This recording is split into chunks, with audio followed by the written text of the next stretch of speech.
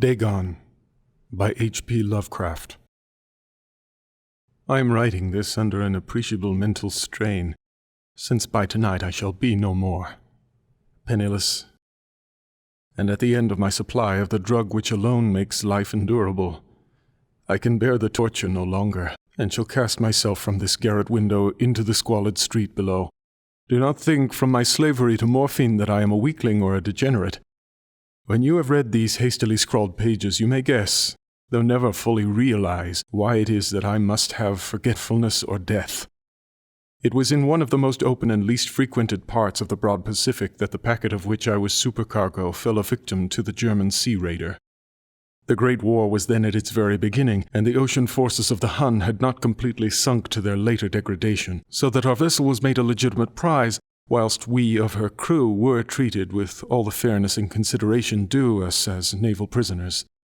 So liberal indeed was the discipline of our captors that 5 days after we were taken, I managed to escape alone in a small boat with water and provisions for a good length of time. When I finally found myself adrift and free, I had but little idea of my surroundings. Never a competent navigator, I could only guess vaguely by the sun and stars that I was somewhat south of the equator. Of the longitude I knew nothing, and no island or coastline was in sight. The weather kept fair, and for uncounted days I drifted aimlessly beneath the scorching sun, waiting either for some passing ship or to be cast on the shores of some habitable land. But neither ship nor land appeared, and I began to despair in my solitude upon the heaving vastness of unbroken blue. The change happened whilst I slept. Its details I shall never know, for my slumber, though troubled and dream-infested, was continuous. When at last I awaked, it was to discover myself half sucked into a slimy expanse of hellish black mire, which extended about me in monotonous undulations as far as I could see, and in which my boat lay grounded some distance away. Though one might well imagine that my first sensation would be of wonder at so prodigious and unexpected a transformation of scenery, I was in reality more horrified than astonished, for there was in the air and in the rotting soil a sinister quality which chilled me to the very core. The region was putrid with the carcasses of decaying fish and of other less describable things, which I saw protruding from the nasty mud of the unending plain. Perhaps I should not hope to convey in mere words the unutterable hideousness that can dwell in absolute silence and barren immensity. There was nothing within hearing, and nothing in sight save a vast reach of black slime, yet the very completeness of the stillness and the homogeneity of the landscape oppressed me with a nauseating fear. The sun was blazing down from a sky which seemed to me almost black in its cloudless cruelty, as though reflecting the inky marsh beneath my feet. As I crawled into the stranded boat, I realized that only one theory could explain my position. Through some unprecedented volcanic upheaval, a portion of the ocean floor must have been thrown to the surface, exposing regions which, for innumerable millions of years, had lain hidden under unfathomable watery depths. So great was the extent of the new land which had risen beneath me that I could not detect the faintest noise of the surging ocean, strain my ears as I might. Nor were there any seafowl to prey upon the dead things. For several hours I sat thinking or brooding in the boat, which lay upon its side and afforded a slight shade as the sun moved across the heavens. As the day progressed, the ground lost some of its stickiness and seemed likely to dry sufficiently for traveling purposes in a short time. That night I slept but little, and the next day I made for myself a pack containing food and water, preparatory to an overland journey in search of the vanished sea and possible rescue. On the third morning, I found the soil dry enough to walk upon with ease. The odor of the fish was maddening, but I was too much concerned with graver things to mind so slight an evil, and set out boldly for an unknown goal.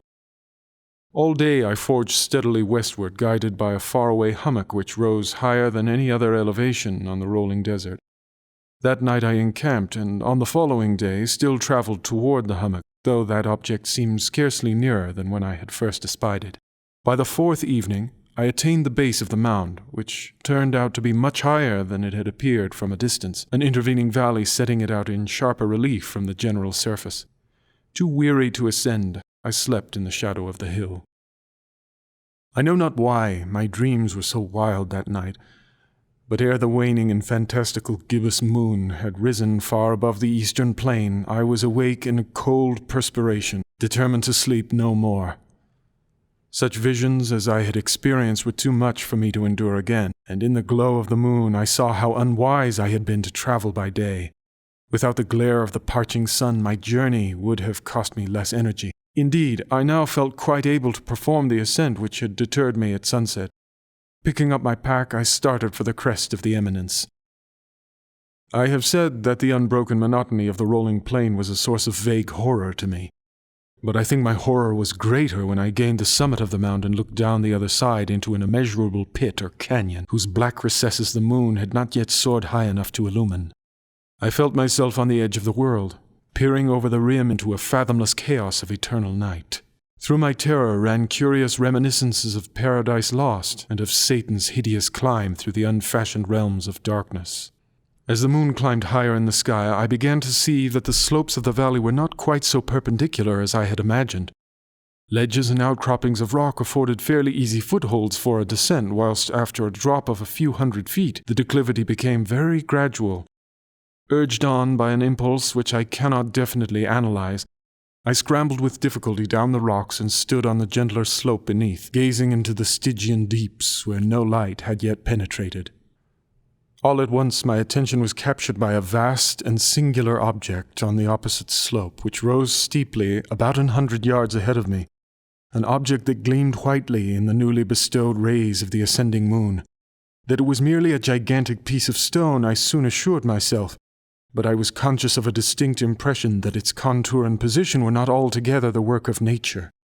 A closer scrutiny filled me with sensations I cannot express, for despite its enormous magnitude and its position in an abyss which had yawned at the bottom of the sea since the world was young, I perceived beyond a doubt that the strange object was a well-shaped monolith whose massive bulk had known the workmanship and perhaps the worship of living and thinking creatures. Dazed and frightened, yet not without a certain thrill of the scientist's or archaeologist's delight, I examined my surroundings more closely. The moon, now near the zenith, shone weirdly and vividly above the towering steeps that hemmed in the chasm, and revealed the fact that a far-flung body of water flowed at the bottom, winding out of sight in both directions, and almost lapping my feet as I stood on the slope. Across the chasm, the wavelets washed the base of the Cyclopean monolith, on whose surface I could now trace both inscriptions and crude sculptures. The writing was in a system of hieroglyphics unknown to me and unlike anything I had ever seen in books, consisting for the most part of conventionalized aquatic symbols such as fishes, eels, octopi, crustaceans, mollusks, whales, and the like.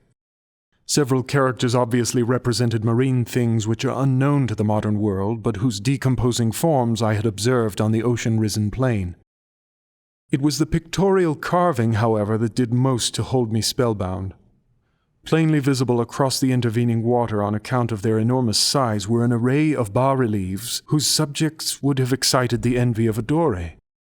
I think that these things were supposed to depict men, at least a certain sort of men, though the creatures were shown disporting like fishes in the waters of some marine grotto, or paying homage at some monolithic shrine which appeared to be under the waves as well.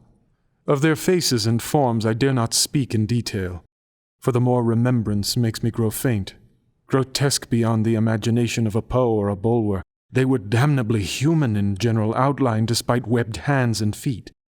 Shockingly wide and flappy lips, glassy, bulging eyes, and other features less pleasant to recall. Curiously enough, they seem to have been chiseled badly out of proportion with their scenic background, for one of the creatures was shown in the act of killing a whale, represented as but little larger than himself.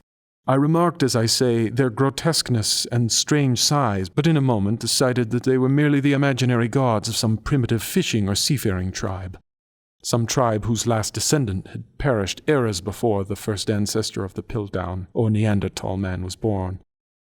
Awestruck at this unexpected glimpse into a past beyond the conception of the most daring anthropologist, I stood musing whilst the moon cast queer reflections on the silent channel before me.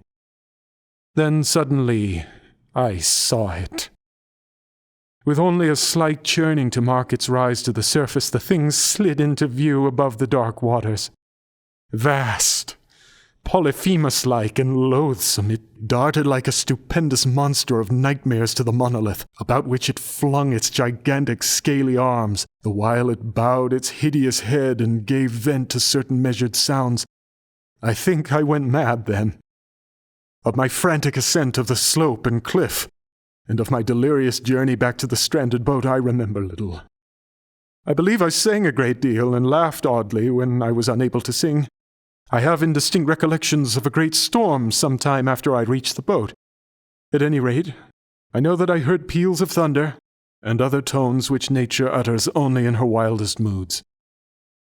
When I came out of the shadows, I was in a San Francisco hospital, brought thither by the captain of the American ship which had picked up my boat in mid-ocean.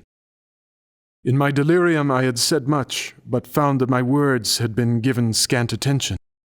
Of any land upheaval in the Pacific my rescuers knew nothing, nor did I deem it necessary to insist upon a thing which I knew they could not believe. Once I sought out a celebrated ethnologist and amused him with peculiar questions regarding the ancient Philistine legend of Dagon, the fish god. But soon perceiving that he was hopelessly conventional, I did not press my inquiries. It is at night, especially when the moon is gibbous and waning, that I see the thing. I tried morphine, but the drug has given only transient surcease, and has drawn me into its clutches as a hopeless slave.